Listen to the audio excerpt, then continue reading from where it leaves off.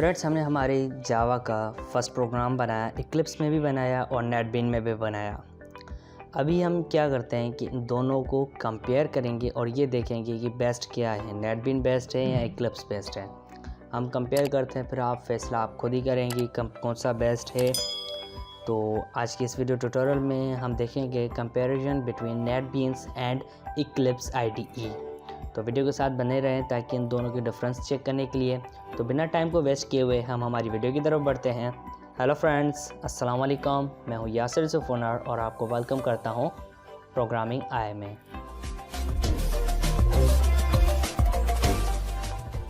जैसा मैं कह रहा था कि आज हम इक्लिप्स वर्सेस नेटबीन करेंगे। तो इनमें कुछ डिफरेंसेस हैं वो हम चेक करते हैं। जैसे ये मैंने कुछ लिखा है, एक ये देख सकते हैं, ये सारे जो हैं इक्लिप्स के और ये नेटबीन्स के हैं। इक्लिप्स में नंबर 1 पे हम देख लेते हैं open source Java development platform for Java, C++, Perl, PHP, Ruby, Python, JavaScript and Scala. और नेटबीन में देखा जाए तो नेटबीन्स जो क्या करता है, supports developing PHP, JavaScript, C++ and all Java FX, Java EE, Java ME और जावा का स्विंग एंड वेब एप्लीकेशंस।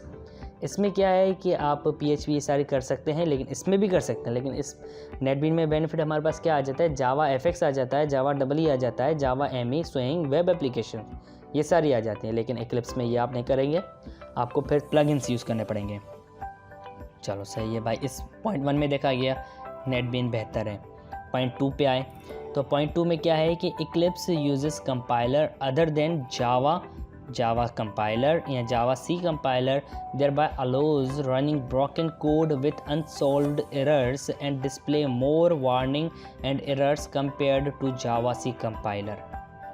अब ये कि इक्लिप्स जो है कंपाइलर जो यूज़ करता है जावा C कंपाइलर के अलावा और कंपाइलर यूज़ करता है, जिसकी वजह से जावा का जो कोड है ब्रोकनली अंडरसॉल्व्ड जो होता है ना, वो चाहे हमारे पास allows running broken code with unsolved errors and display more warning and errors compared to Java C compiler.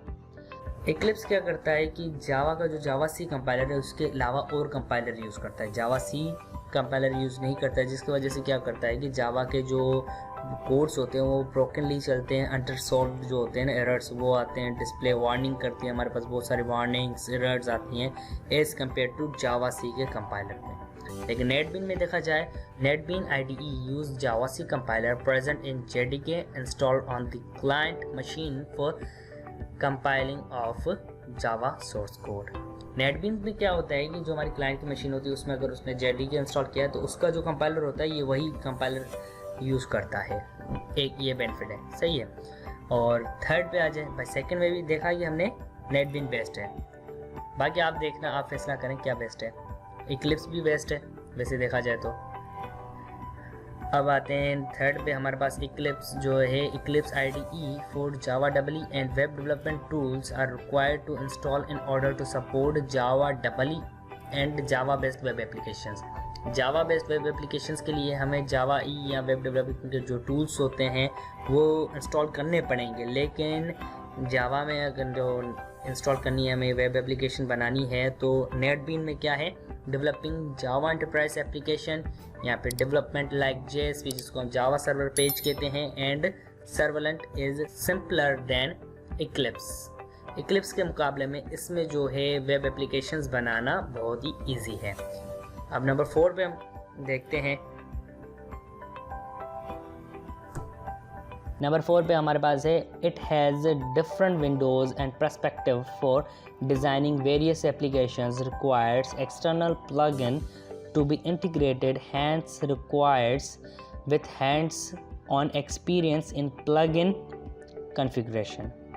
अब इसमें ये कि हमारे पास डिफरेंट विंडोज़ आ जाती हैं जिनका अलग अलग पर्सपेक्टिव होता है डिज़ाइनिंग के हवाले से, वेरियस एप्लीकेशन से, जो हमें फिर बाद में क्या रिक्वायर करता है, एक्सटर्नल प्लगइन इंटीग्रेट करते हैं, ये सारी चीज़ें होगी। लेकिन नेटबीन में हमारे देखा जाए, it has simple and single view to develop all the application and easy to learn, hence is suitable for beginners in Java application development. जैसे देखा जाए कि जावा के अगर आप बिगनर हैं तो आपके लिए नेटबीन बेहतर है एज़ कम्पेयर टू इक्लिप्स, सही है।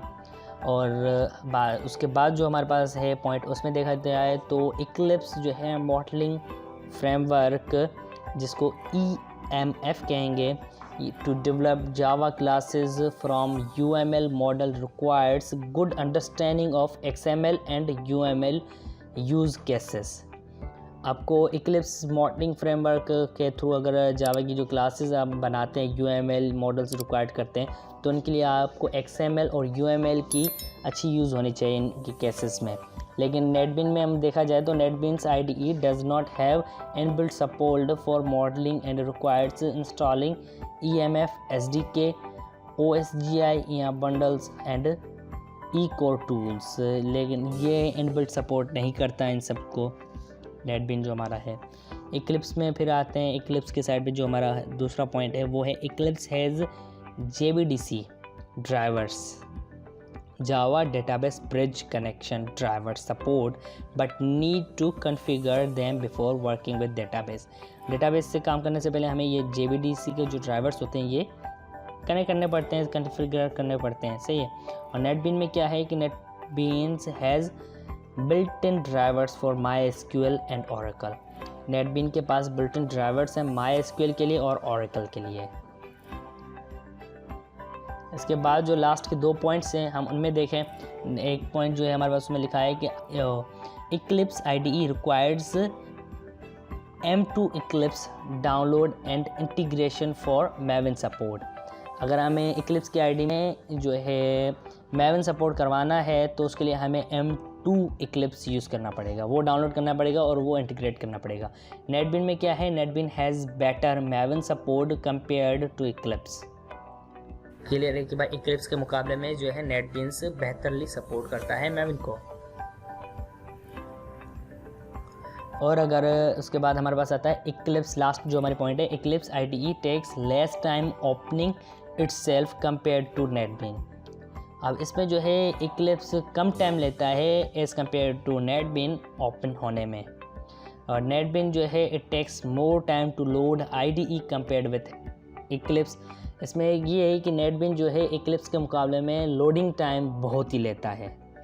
वो तो आपने जब यूज़ किए थे, हमने फर्स्ट प्रोग्राम बना रहे थे या डाउनलोड और इंस्टॉल भी किया था, तब भी आपने चेक किए होंगे कि इक्लिप्स जो है वो जल्दी ओपन हो गया था एज़ कम्पेयर टू नेटबीन। ये एक है इसमें। बाकी आप खुद ही फैसला करें कि क्या बेहतर है, नेटबीन बेहतर है या इक्लिप्स बेहतर है। आप बताएं आपको क्या लगता है, कमेंट्स में बताएं कि इक्लिप्स अच्छा या नेटबीन। बस आज के इस वीडियो ट्यूटोरियल में इतना ही। नेक्स्ट वीडियो ट्यूटोरियल में हम कुछ और भी आपके लिए इन्फॉर्मेटिव वीडियोस लाएंगे। So till then, thanks for watching.